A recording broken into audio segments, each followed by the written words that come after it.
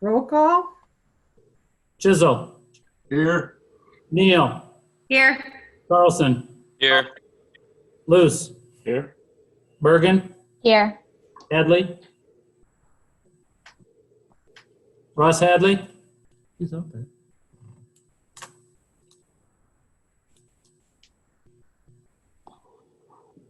Ross Hadley, Can he not hear I you? see him. Ross,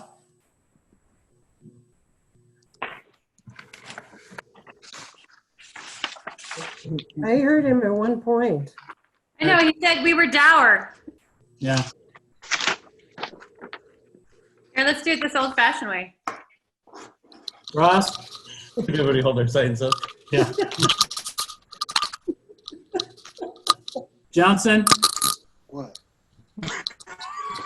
Ross, you got to talk. Here.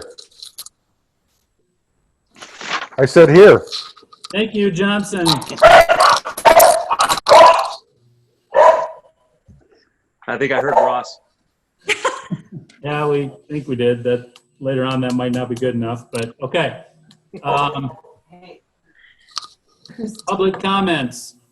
Mayor? Okay, well, I just sent Ann I've asked Ann Mansfield to be with us. So I just sent her the new number, so we'll see if she gets on. But She's up there. She's with us. okay, I'm here. good. Before that, I was going to read a statement quick. The COVID-19 pandemic continues to spread in our region. The spread is often asymptomatic in that people are infected without showing any signs of the disease. It is imperative that citizens stay safe in their homes, wash hands often, and maintain 6 feet distance when making essential trips. On Thursday, April 16th, the Winnebago County Public Health relayed Governor Reynolds' stricter mitigation steps for Northeast Iowa. The message included strong encouragement for wearing masks when leaving the safety of homes. It is our civic duty to continue to protect ourselves, our families, and community. I urge all residents and visitors to Decorah to wear masks, whether manufactured or homemade, in order to help halt the further spread of COVID-19. By doing so, the health of the community will be maintained as we go through the pandemic storm. I'm going to ask Ann to come on and give a report of what her group is doing. There's 2 groups, actually. Shirley Vermace is also, who's traveling.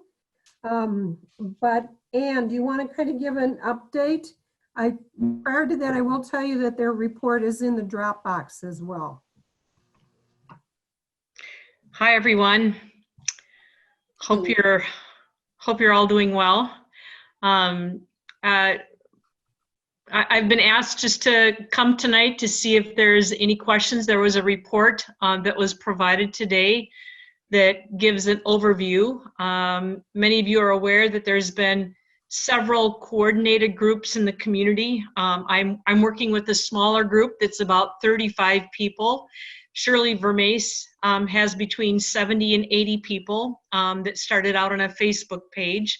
And there's many others in the community, so they're sort of all plugging into this effort. As of today, over the last 3 weeks, the groups have made over 2,500 masks that have been distributed out to the community, and I think that was listed. And we've got several other priority areas that we are currently working on. Just to kind of highlight, protective gowns are a big issue for our nursing homes, and so there's a small army that's been deployed to make 200 gowns in the hopefully coming week to 10 days. And Shirley has been amazing. There's been community donations that have are close to $4,500, almost $5,000 to cover costs of fabric that Red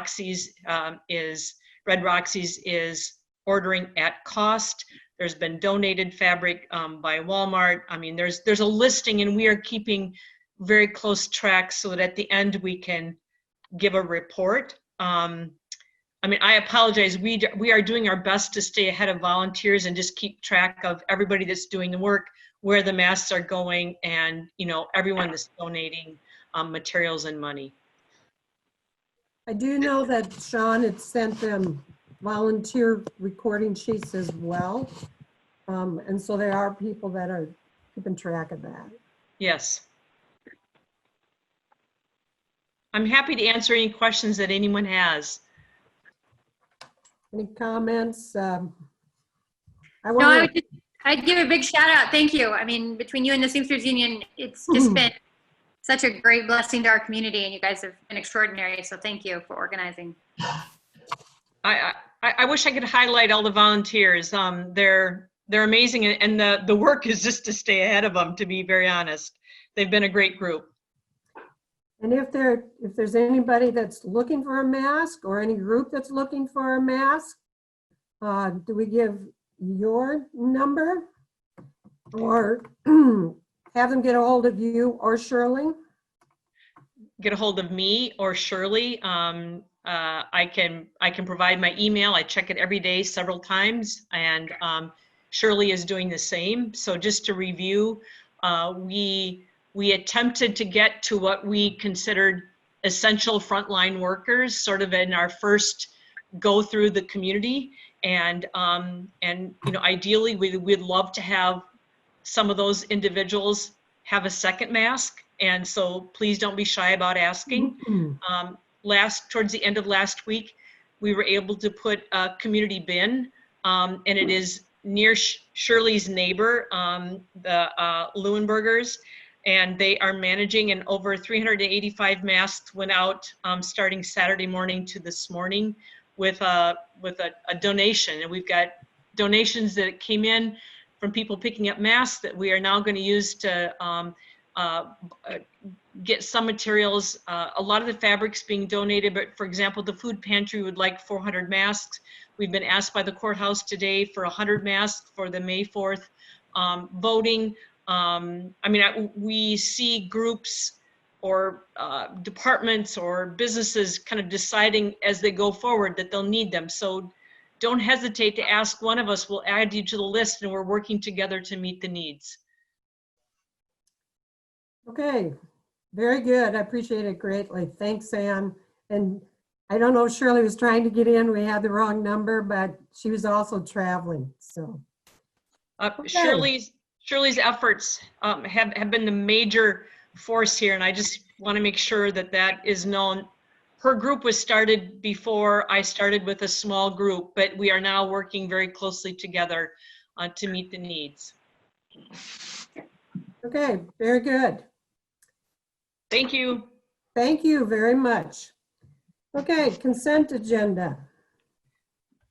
Consent agenda consists of the minutes of the April 6, 2020 meeting. Am I unmuted, by the way? Okay. The claims, new Class C beer permit for Quick Star, including Class B wine and Sunday sales privileges. Renewal Class C liquor license for BPOE Elks, including outdoor service area and Sunday sales privileges.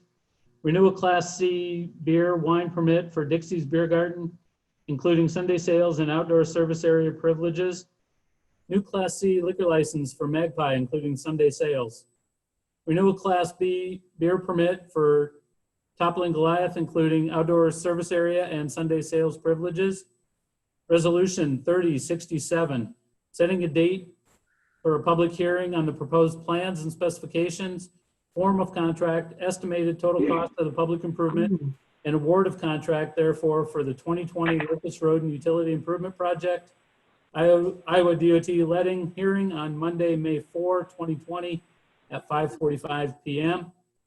Resolution 3068, setting a public hearing for the proposed fiscal 20 budget amendment, May 18, 2020, 5:45 p.m. Resolution 3069, approving unbudgeted transfers for debt service payments. Resolution 3070, approving a professional services agreement with Decorah Engineering for design review and construction oversight of private corporate hangar, Decorah Airport.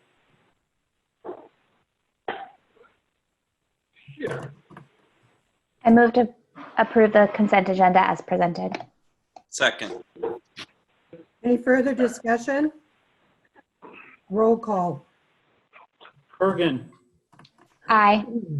Carlson, Aye. Luce, Aye. Johnson, Aye.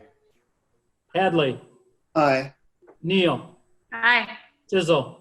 Aye.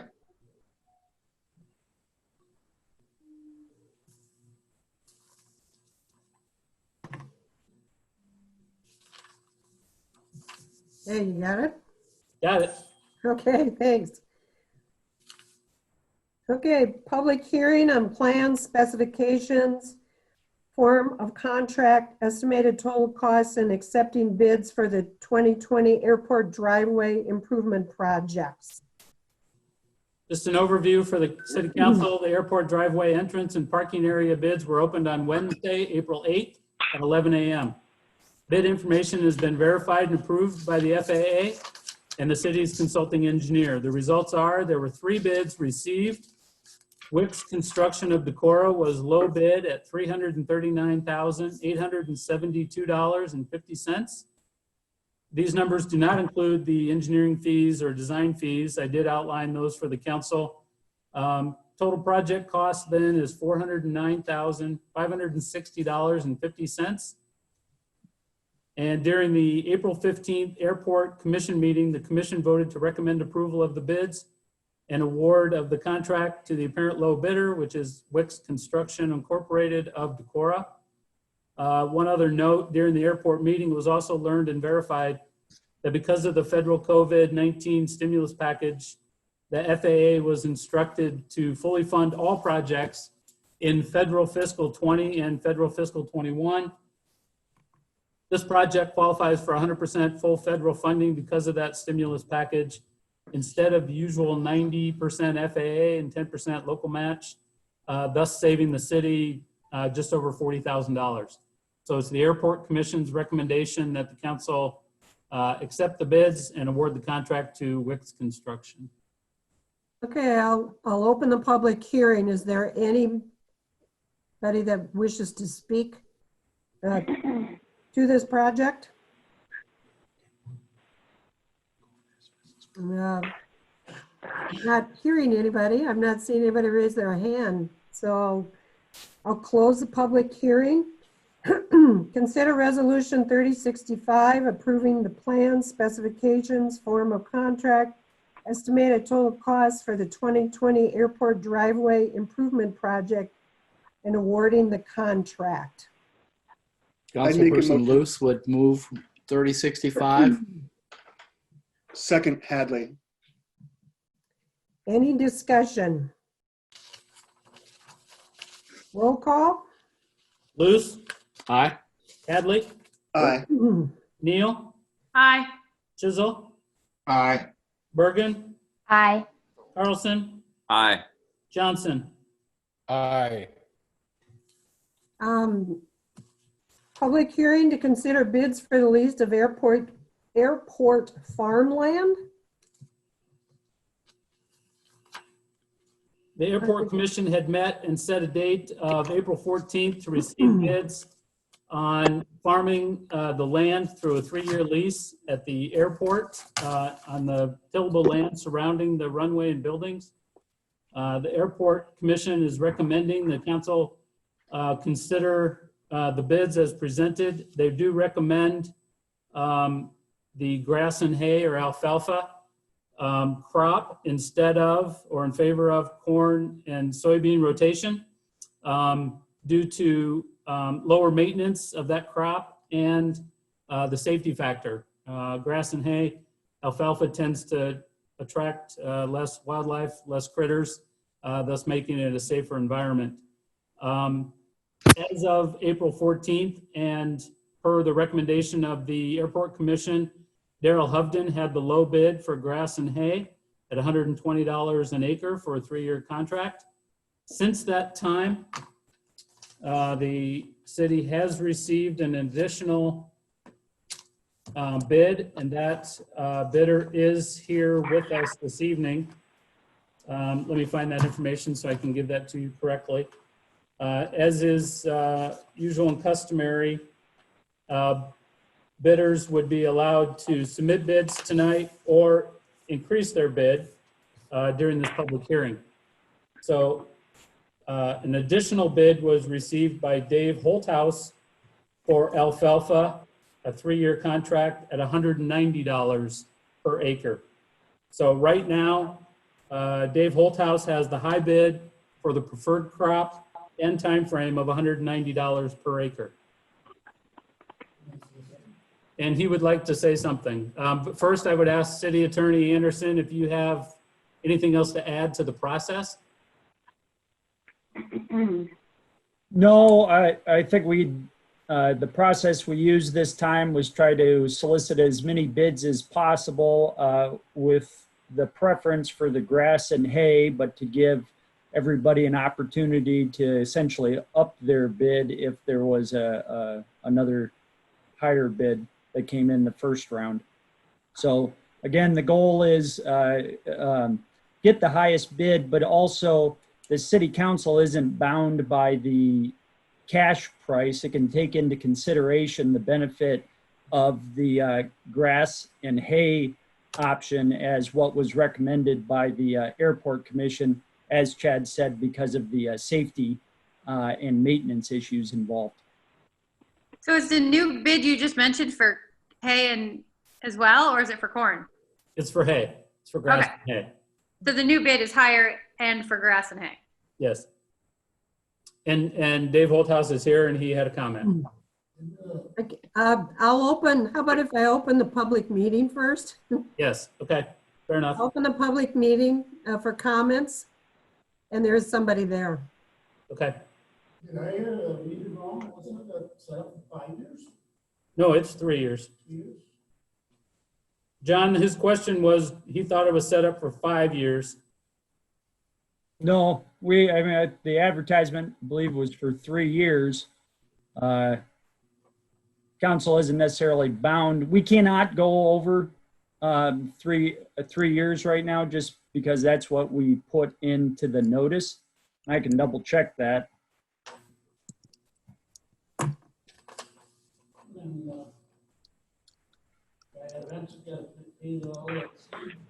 Yeah, yes.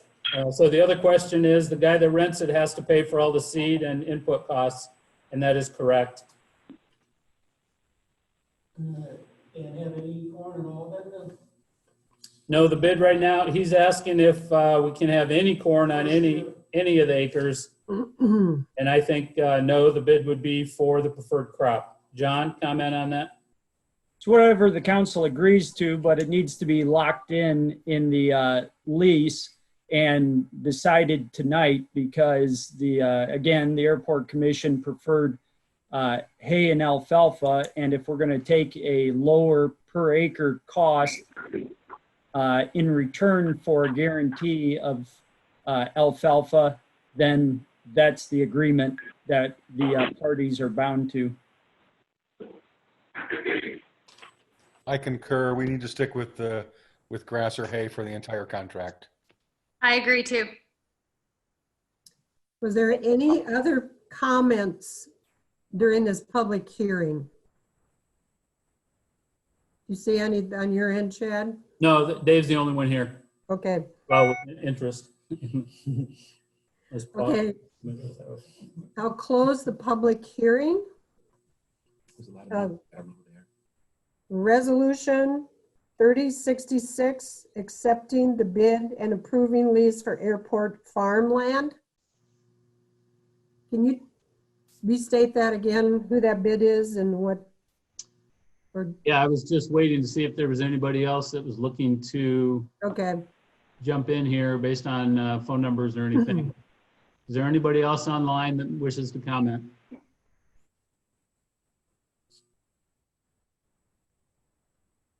Chad, were the other bidders given the opportunity to be aware of this new bid or to counter? Yes. Okay. In addition to publishing notice in the newspaper, I reached out to 7 different farmers both originally and after the airport commission. I either spoke to or contacted the others through email or spoke to personally on April 17th. And this is the only other response that I've received. So Chad, just for clarification, is Mr. Holthouse, is his offer 3 years at $190 an acre for alfalfa, or is he changing that? Or clarifying it? Yeah, his question was, what's he changing it to? He's already submitted the bid, so. John, what's his legal recourse? Mr. Holthouse? Yes. He's there tonight, and he's, well, is it 3 years or is it 5 years? Because there was a question about 5 years. Well, he signed the form that was supplied with the notice, and it says 190 per acre alfalfa. If he's there tonight, our notice said that the council may consider other offers. So is he is he here? Yes. Can we just ask him, just for clarification, he's submitting a bid for $190 for 3 years of alfalfa. Yes. Okay. Unless he, according to John, unless he wishes to modify right now. And the council would so concur. I don't know who ends in 9499, but they've been trying to speak, it looks like. They're not muted on our side, but. Let me check once. Is it 419-2999? No, 9499. Okay. Do we know who that is? It looks like they've been trying to speak.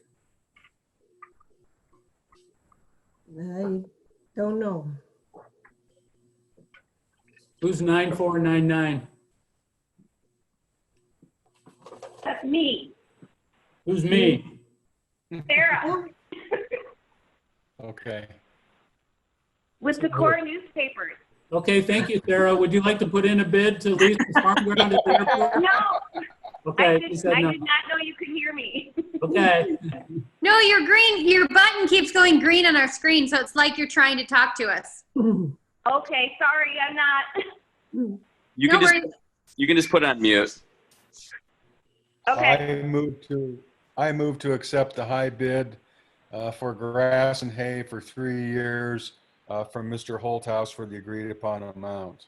Don't we have to close the public hearing first? Oh, I'm sorry. I think we did, because didn't I read the resolution? Well, we were still wondering if anybody else was going to comment, but then Okay. John's question to Dave Holthouse was he going to modify his bid? All right, so what I'll do is now I'll close the public hearing and then we'll go to the resolution. Well, I think you need to give Dave Holthouse an opportunity to modify his bid or respond to John. Okay, sorry for the confusion because I thought it was cleared up and on his end. Okay, Dave? Well, I guess, I don't know where I got this 5-year thing from, but I guess that don't make any difference. But I guess, I know the seed cost is mine, which is $40 an acre. You know that, because I've done seeding and all that. Farming ain't that great right now. I wouldn't mind backing it off a little bit. I'm sure now you guys won't go along with that. I don't know what you'd say about that, the way things are going, the economy right now. Meaning, is he interested in a 5-year? Is that what the holdup is? No, I don't think that part is. No, Okay. he would be okay with the 3-year, but he's questioning whether he could lower it from 190 to something else. When did he put the bid in for 190? I received it towards the end of last week. That I do not find necessarily fair because the other parties have already put in their bids and now he's lowering it. Okay, you heard your legal counsel. Dave? I guess I leave that up to the council on that, but he's already submitted that written bid. My question was he modifying it for 5 years based upon his question. So John, if I hear you, it's at 190, but would the council consider 5 years instead of 3? Well, I was just, no, I'm not, Okay. the council doesn't have Yeah, to do consider that. 5. I just wanted to clarify, Mr. Holthouse sounded like he was, he wanted a 5-year lease.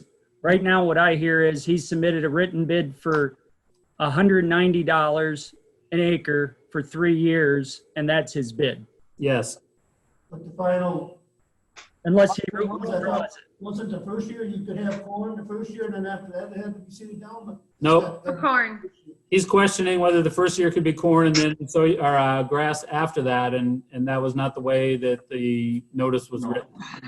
I mean, he can always withdraw his bid if he wanted to, Yes, right? yes. And then what? Then it goes to the next high bidder. If I bid again?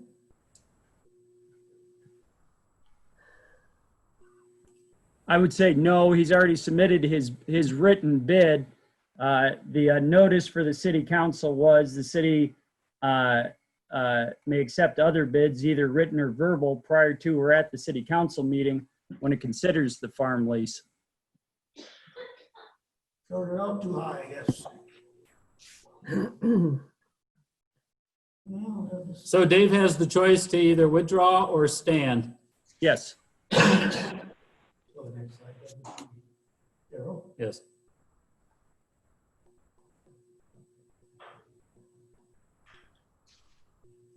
Oh, I guess I'll go with it.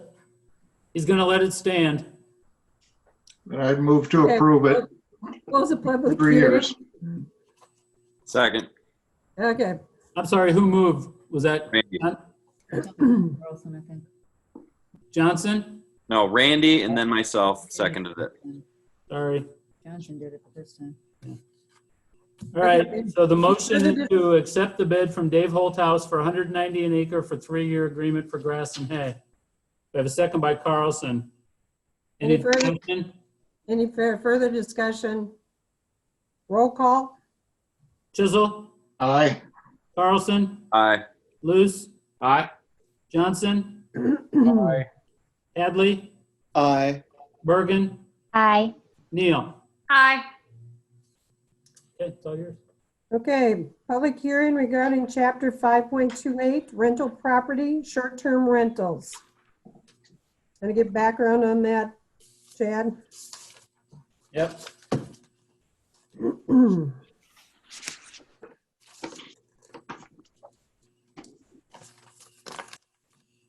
Okay, as the council knows, and others involved in the process, the Planning and Zoning Commission has discussed short-term rentals for many months, actually for probably a couple of years in different forms.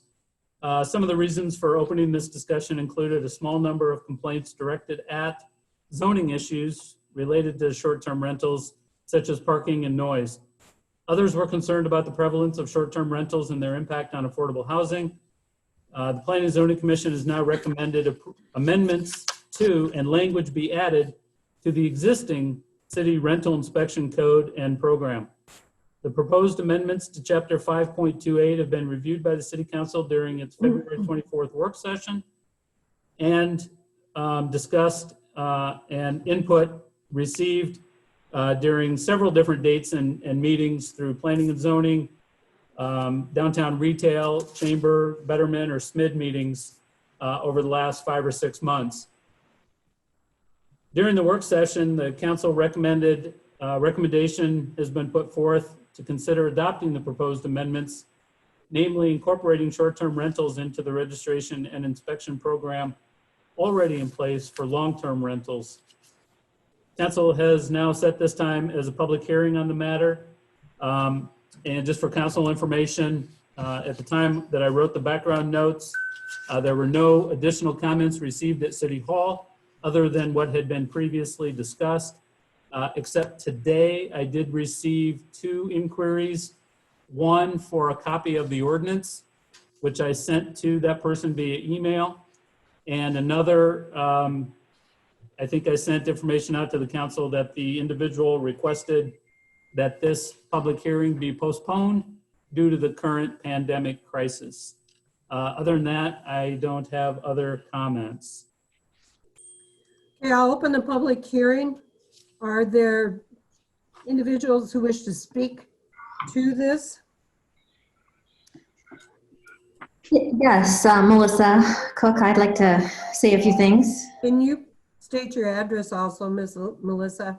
Sure. It's 305 West Broadway Street in Decorah, Iowa.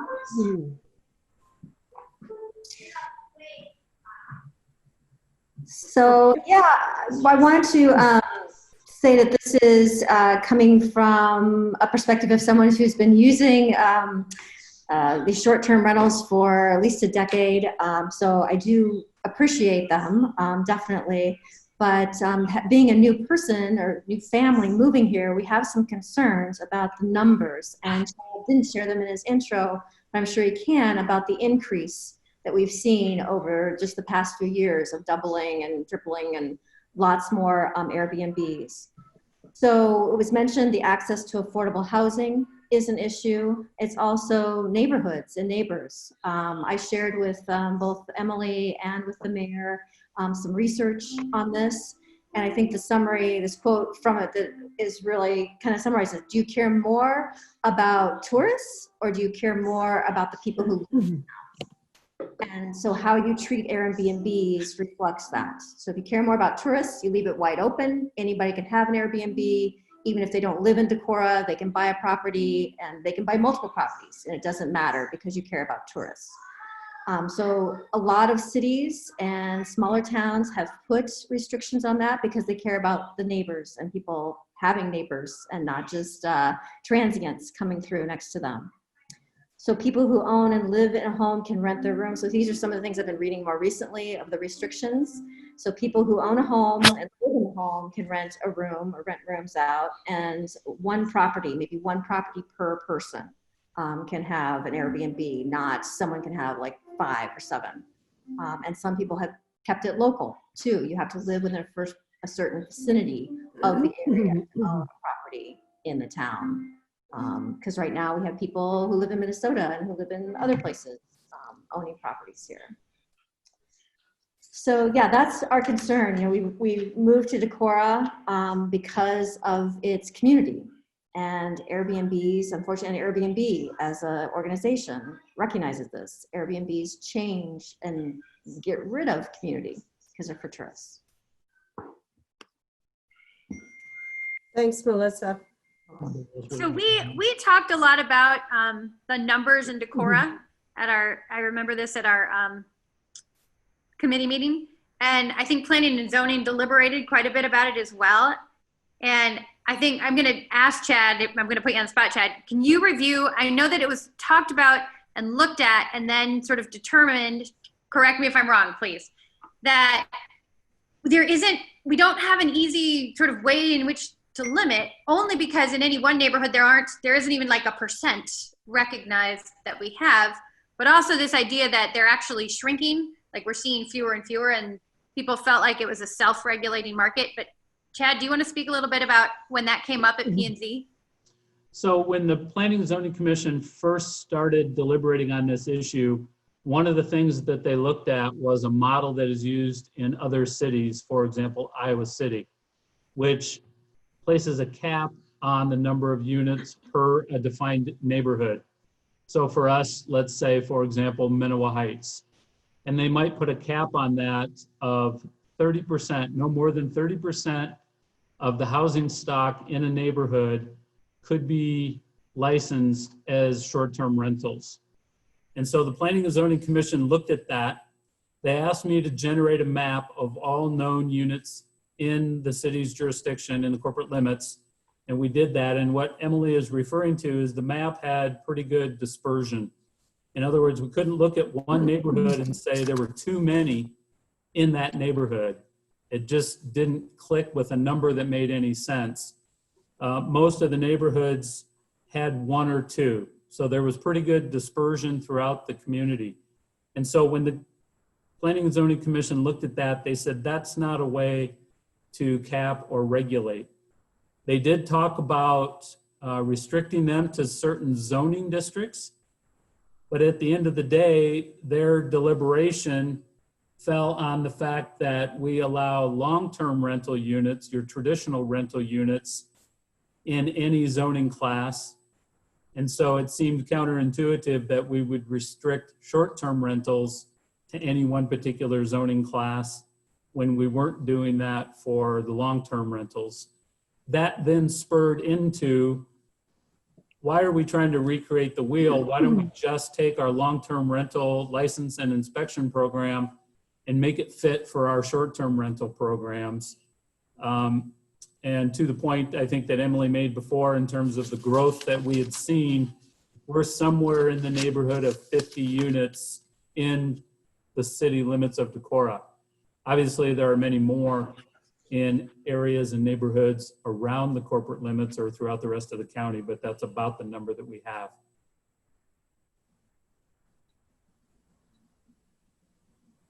Is there anybody else who wishes to speak during this public hearing on this subject?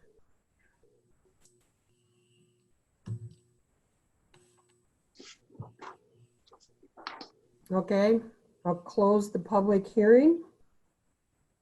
Consider ordinance 1245, amending chapter 5.28 regarding rental property, short-term rentals. And this is the first reading. There'll be there are three readings altogether. This is the first one. I move to approve the first reading of ordinance 1245. Second. Any discussion?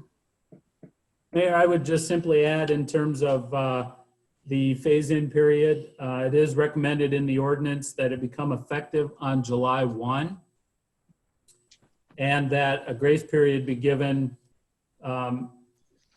It's kind of built in because the licenses are required by April 1st of each year. So if the ordinance becomes effective July 1, then it would be expected between July 1 and April 1st, people would need to have the license, the registration, and the inspection. So there is a kind of a phase-in grace period, if you will, of actually several months before this would be fully implemented and wrapped up. Okay. Any other discussion? I'd just like to thank the Planning and Zoning Commission for all their work on this. It was arduous and it's good to get it done. I will let them know that. Thanks, Ross. Okay, roll call. Bergen, Aye. Chisel, Aye. Hadley, Aye. Neal, Aye. Carlson, Aye. Johnson, Aye. Luce. Aye. Okay. Consider ordinance 1246, an ordinance providing that a tax be levied and collected each year on all properties excluding residential property located within the downtown Decorah self-supported municipal improvement district in the city of Decorah, Winnebago County, Iowa. And that said, tax be distributed between a debt service fund, capital improvement fund, an operation fund to be used by said city for self-liquidating improvements within the district and establishing an administrative agency for the management and operation of the proposed district for the city of Decorah. I'd move ordinance 1246. Second. Johnson. Any further discussion?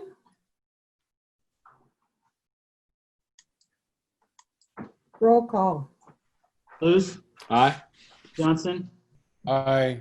Carlson, Aye. Neal, Aye. Hadley, Aye. Chisel, Aye. Bergen. Aye. Very good. Thank you I'd very move, much. Yeah, can we, Mayor, I'd like to waive the second and third and adopt that ordinance. I second. Any discussion? Hearing none, roll call.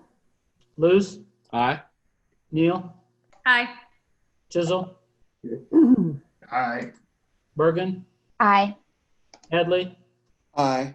Johnson, Aye. Carlson. Aye. Thank you very much. Thank you very much. Thanks for the reminder. Consider utility billing policy 2001 regarding Water Street service billing. Just a bit of background. This is in relation to water and sewer billing policy that basically cleans up a lot of different billing situations, if you will, between water and sewer customers and provides for customers to pay for the services that they receive. It's almost that clear. I'd move to approve utility second. billing policy 2001. I second. Any further discussion? Roll call? Luce, Yes. Neal, Yep. Chisel, Aye. Carlson, Aye. Johnson,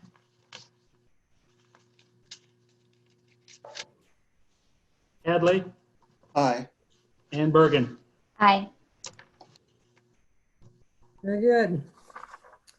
City manager, department heads. Okay, for the sake of efficiency and just to try to keep this whole platform a little simpler to move through, I did again ask the department heads to submit their reports in writing, and several of them have done that. A couple of them didn't have a report to submit at this time, and those reports are in your Dropbox. They were in there earlier today, so hopefully you had a chance to review those. I would ask if council has any questions or department heads have any new information, certainly now's the time to roll into that. The only other thing that I have for the council is just to let the council know that the COVID-19 city response policy that you adopted on April 6th runs through April 30. And so between now and then, we will have some staff recommendations that we'll need to work through for the council to consider.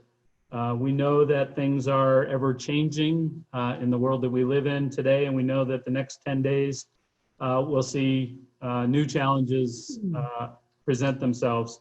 More importantly, I think for some of the departments is that we're really starting to now roll into a time when we have a lot of things that are starting to happen, and we will need to start to respond to those. For example, we need to really ramp up our street maintenance, street sweeping. We're going to have to start mowing grass. We have issues to resolve with parks and recreation programming, the pool, the campground. All of those types of things will become real concerns for us in the next 10 days to 2 full weeks. And so we are working on amending that response plan to the point where I think staff will have a meeting on Friday to start developing some of that response. And we will just keep you appraised of how we look to amend that plan on or before April 30. That occupies a large part of our time right now, so I don't really have much else to report on unless anybody has any questions or department heads have more to add. Anything from any other departments? Chad, can I ask you a question? Are city employees wearing masks? I mean, is the city a place where mask making might be helpful? Are you wearing masks in the office when you're with other people now? Is that switched or is that? Well, no, we're not wearing them in the office. I think several departments are wearing them. I know for sure the police department, fire personnel, when they're out and about. You know, we see here at the administrative offices, we really see very few new people.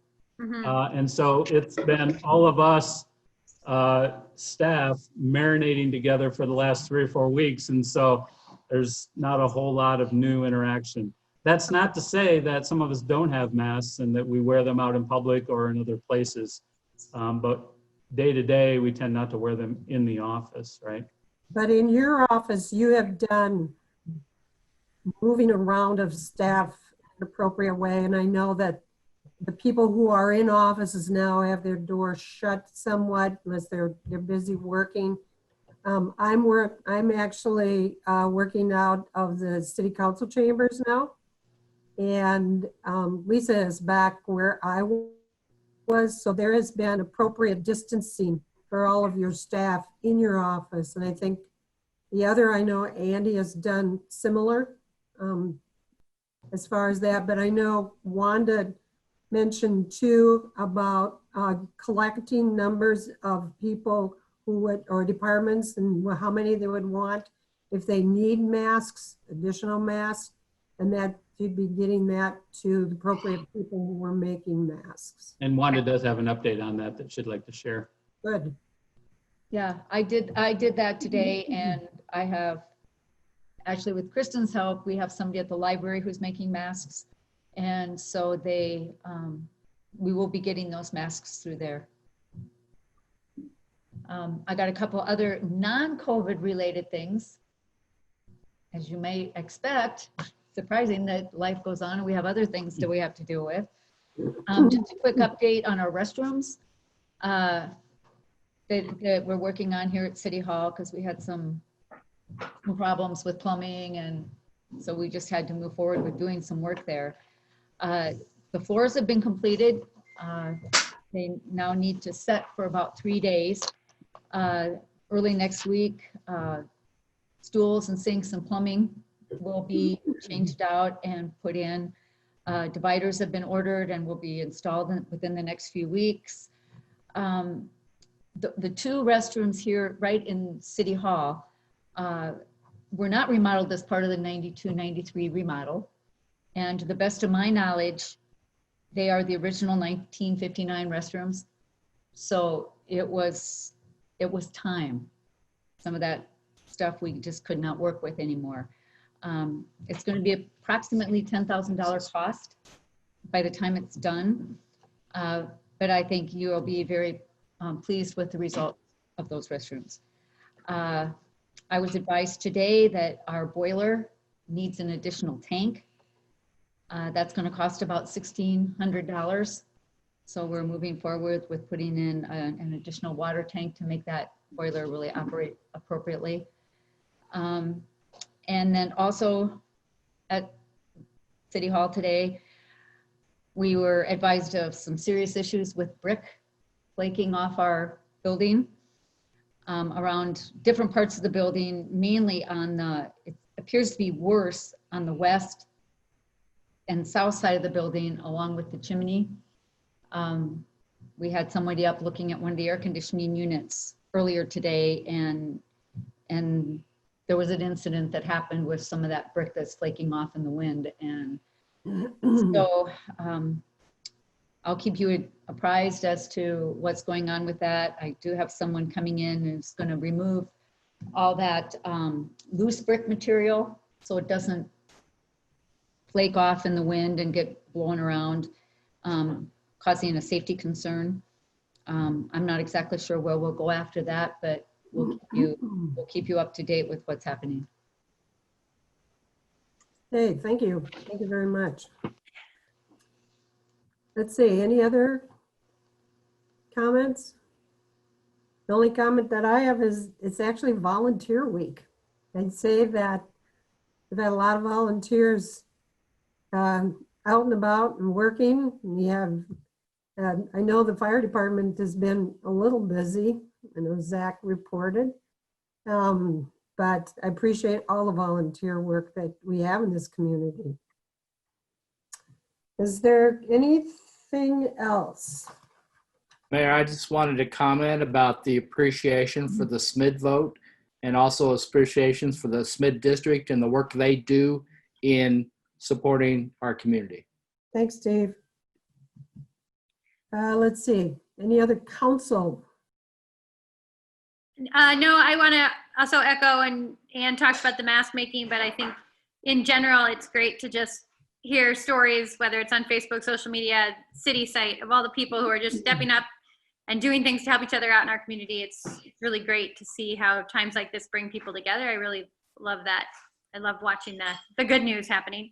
And someone had asked about donating on the chat, donating to the mask. If you're not a sewer, but you want to donate, you can you can either contact Ann or Shirley. And if you don't know how to do that, if you get a hold of me, I'm part of the Seamsters Union, and they are taking monetary donations to help with the effort. Someone had chatted about that. And then it's also the 50th anniversary of Earth Day on Wednesday. So happy Earth Day, and do great things for the planet if you can this week. Okay, Andy, anything on your end? Nope. Okay. Ross? I attended the Iowa League of Cities conference call that they had with the White House. It was a White House advisory committee to the state of Iowa, and listened to all the different funding mechanisms that they discussed, the Payroll Protection Act program, the EISD or the EIDL program, both which local banks have been working on.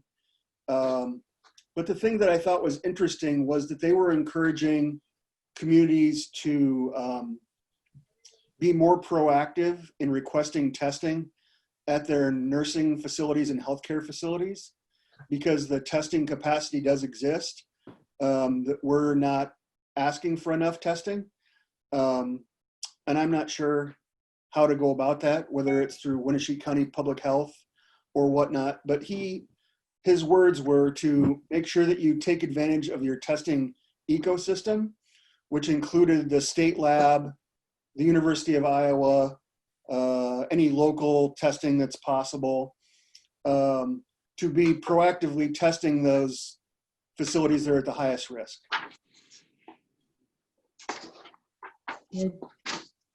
Maybe we could check with Sean and Kristen on that to see what might be available, if there's anything that's been done for the homes. Those are extremely vulnerable spots. So maybe we could touch base with Sean and Krista and figure out how we could help make sure that that's being looked into. Let's see, who have I missed? Johanna. Just echoing everyone's thanks to the volunteers who are doing such great work in our community, and thanks to all of the individuals who are washing hands and wearing masks. Thank you. Hey, Kirk. Mayor and council and everyone, I know that the earlier vote in the consent agenda for the Locust Road project was unanimous. But I do want to express my concern for taking on that debt, and just wanted to register that that I really hope to see some competitive bids in that process. Thank you. I was actually hoping Ross was going to report that, like the airport project, the city or the state was now going to fully cover Locust Road somehow. Really hoping that was the news. Yeah. How about Andy Carlson? How are you doing? Good. Just want to once again, like everyone else, thank everybody, all the volunteers. The community's really pulling together. That puts a smile on my face. Being a high school teacher, it's a little damper though. The school being closed for the rest of the year. It's really unfortunate, especially for our seniors this year who don't get those rites of passage, prom and spring sports and all that fun stuff that seniors normally get to do. So shout out to those guys for doing what's best for the greater good and sacrificing, that time that they get together that unfortunately they won't have. Other than that, city council related, I would say we're trying to wrap up and hopefully have one more utility meeting here maybe within the next week or two. Hopefully we can get something figured out here with our franchise agreement. Other than that, I don't really have much else. Thank you. I've been impressed on Facebook, the ideas that people come up with to help support the seniors, and there was a photographer that went around and took pictures. There was supposed to be prom last week, and they went around and took pictures in their home, just of the one male, female, or whatever, but dressed up and I know some businesses reached out to them too, so I appreciate your comment on that. Okay, now have I missed anybody that wants to speak? Seeing none, you have a motion to adjourn? So moved. Thank you. Second. And I think we've all